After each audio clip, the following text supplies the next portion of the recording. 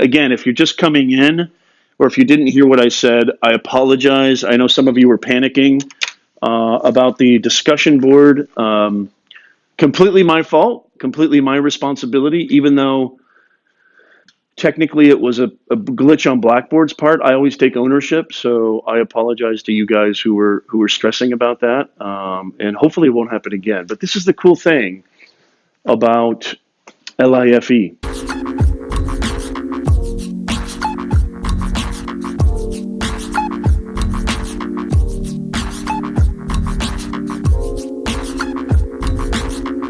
Is I guarantee everybody in this room, Connor, how are you?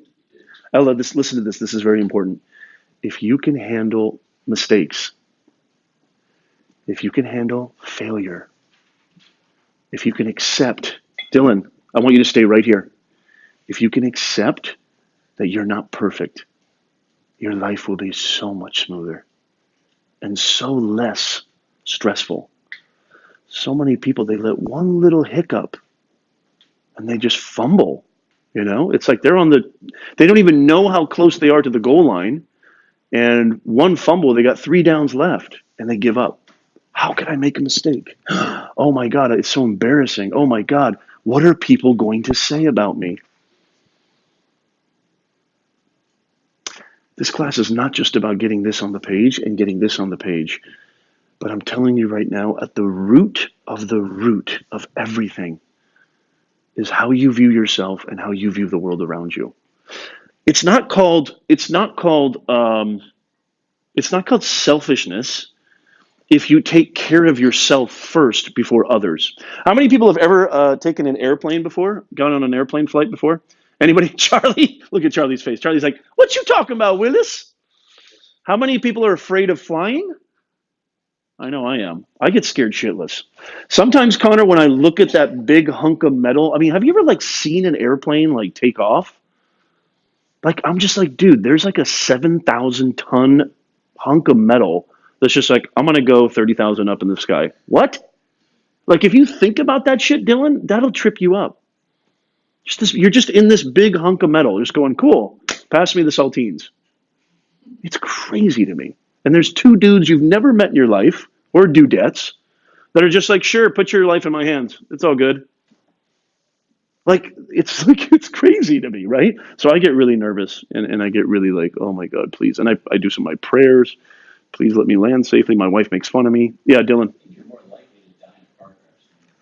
You're absolutely right, as a matter of fact. The statistics prove that. But that's not going to change this little noggin right here. But there's always the reason for bringing up the flight. Hannah, you're going to love this. Chelsea. I'm sorry. Lindsay. There was a Z in there. I was close.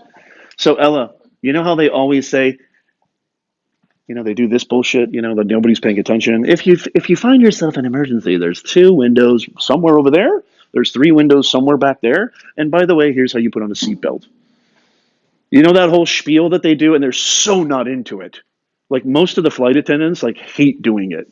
I've even actually heard them behind the curtain okay, who's going to do the emergency presentation? And they do rock, paper, scissors. It's the funniest thing. One time, my wife and I were headed to Vegas, and we did we got on a I probably shouldn't even say this. This is really bad, actually. Don't ever do this. But I actually we were going to be late to this meeting with some friends. We had a C gate level. Oh, this is so bad. Please don't don't do this in real life. So I went up to the gate office and I basically lied. I'm just going to be honest. I lied. I said I had a leg surgery or something like that. Is there any way we can get on first? Because if you get on the plane first, what happens when you get off? You get off first. You know what I'm saying? When they land, it's everybody just jumps and gets their shit. It takes an hour if you're in the back. So my wife's like, what are you doing? And I'm like, just let me see what I can do. And so here's the trick. Here's tactic 1. This is so Larry David right here. You have to pick somebody who's gentle. So you have to, if you look at their face and they're like this, you're like, that guy's not going to give me a break. So I found somebody who looked gentle, and she had a big smile on her face. And I just said, I'm so sorry, but anyway, I went into my little thing and she gave me pre-boarding pass. So we got on first, right? And so I did my prayers because I could hear, because we were sitting in the front row, I could hear the flight attendants like going, okay, like who's going to do the presentations? And nobody wanted to volunteer and do it. So they did rock, paper, scissors. And I heard the person who won. And she was like, okay, I'll do the snacks. You do the presentations, right? Real shit, real life stuff. One of the things that I paid attention to very closely, and please don't do that in real life. I only did it once because we were in an emergency. It was an emergency, okay? Dylan, don't judge me. Charlie, I know you're judging me. Trent, you're an honest man. Don't do that. Jiwon, don't do that. So, Jacob, you know how they say, before you put your mask on your loved ones in case of an emergency, make sure you put it on who first? People don't realize this. There's a metaphor there. Metaphor? Right? That's what this class is all about. You can't help anybody else if you're suffering. There's a metaphor in there for life. So take stock in yourself. It's not selfishness. It's called self-care. It's called understanding that I can't help other people. I can't help my girlfriend. I can't help my parents. I can't help my coworkers. I can't help my classmates. I can't help my brother and sister. I can't help anybody unless I think a little bit about myself first. I mean, actually, a lot about yourself. There's a difference between selfishness and self-care. Does that make sense? So the whole point of me saying this is, when you take ownership of mistakes and you don't come up with excuses and you don't blame this person, that person, this person, that's the human effect. Then people actually go, whoa, not only is, like, I know every one of you thought Professor Nez was perfect. Right, Charlie? Not even close. But when you really see it, Kevin, then it's a whole different ballgame. And this is what I teach to my clients too. For my branding and stuff, I teach them, be human, be real, be transparent. Say I effed up. Say I made a mistake. But guess what? I'm going to fix it, because everybody thinks the people on Instagram are perfect. Everybody thinks the people on Snapchat are perfect. Everybody thinks Kylie Jenner is perfect. She's not even close to perfect. She's got $1 billion empire.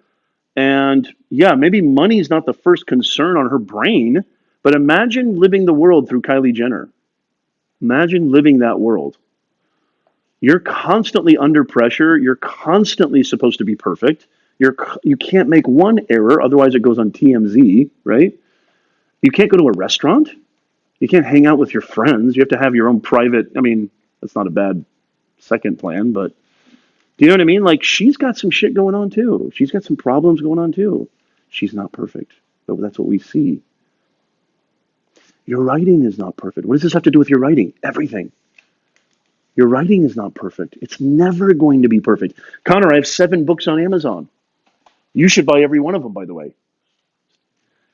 I have 7 books on Amazon. I'm still, when I read them, when somebody like comes up to me and says, dude, that book was killer, right? And I read it again, I go, which passage did you like the most? Because I like to get feedback. And they're like, oh, this one. I'm like, oh, dude, I wish I could have, I don't know about that. I should have rewrote it, or I should have. We're so harsh on ourselves. This is going to be our first week of workshopping. So I think it's really important to talk about this, because we tend to be very harsh on ourselves. And I don't want you to, the reason that we're collaborating together is the less harsh you are on yourself, the less harsh you'll be on other people. And it works both ways, reciprocity. It works both ways.